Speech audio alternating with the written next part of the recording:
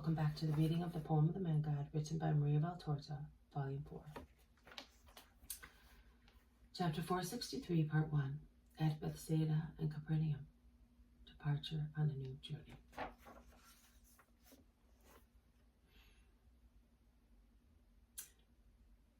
Anything you want, my Lord. You honor your poor servant too much. I do not deserve so much. Go in peace, Master. And God, I will do what you want. But sorrow overwhelms her, and she collapses with her face on the floor. She had been kneeling all the time, relaxing on her heels, staring at Jesus' face. She collapses on the floor completely, covered by the mantle of her raven hair, sobbing in a loud voice. How grievous, Master!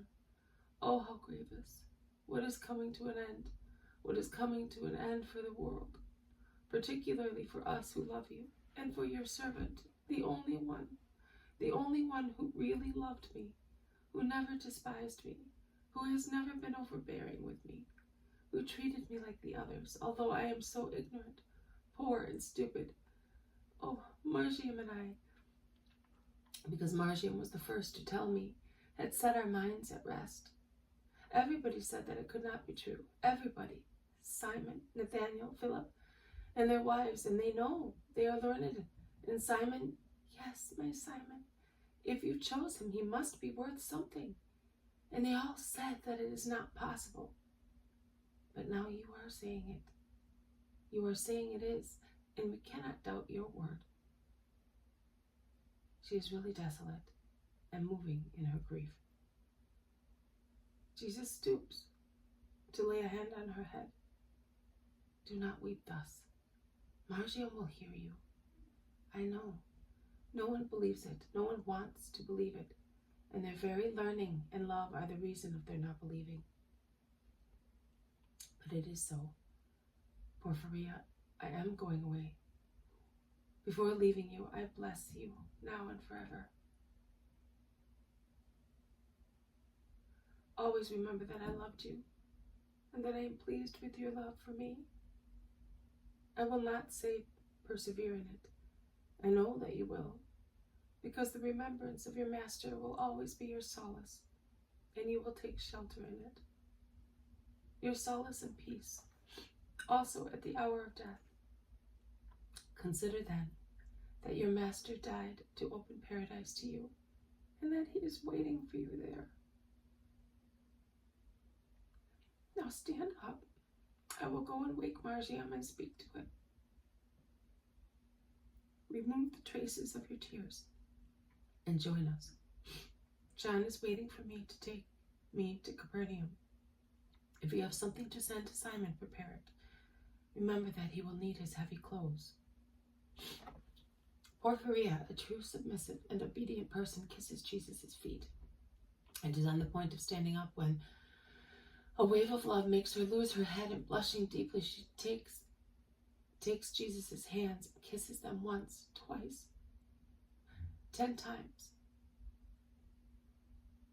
She then stands up and lets him go. Jesus goes out and up to the terrace.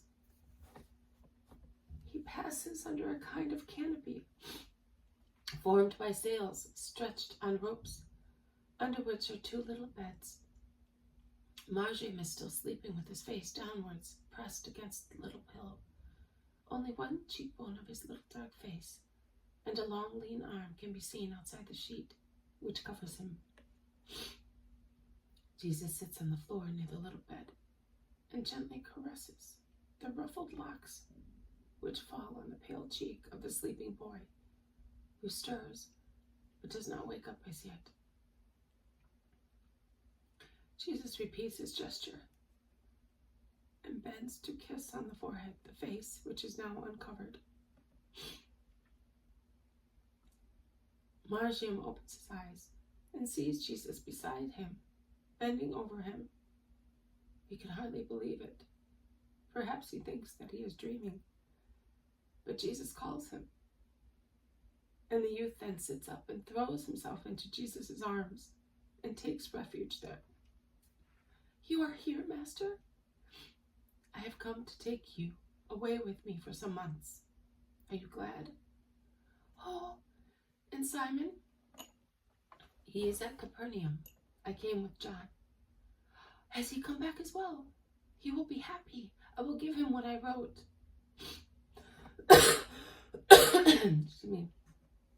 I am not speaking of John of Endor, but of John of Zebedee. Are you not glad? Yes. I am fond of him, but I am fond also of the other one. Almost more.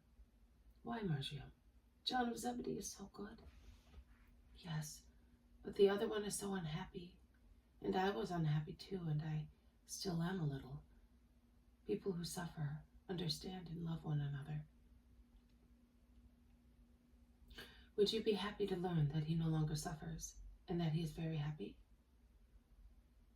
Of course I would, but he cannot be happy unless he is with you, or is he perhaps dead, Lord? He is in peace, and we must be pleased with that, without being selfish, because he died as a just man, and because his spirit is no longer separated from ours. We have another friend praying for us.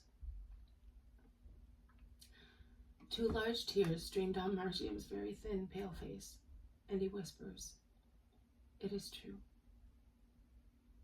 Jesus says nothing further. Neither does he make any remark concerning the physical and moral state of Margium,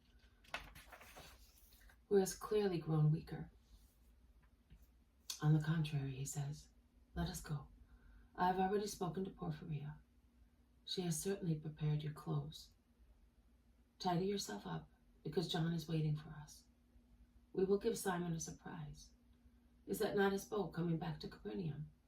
Perhaps he has been fishing on his way back." "Yes, it is that one. Where are we going, Lord?" "To the north, and then to Judea." "For a long time?" "Yes, for a long time."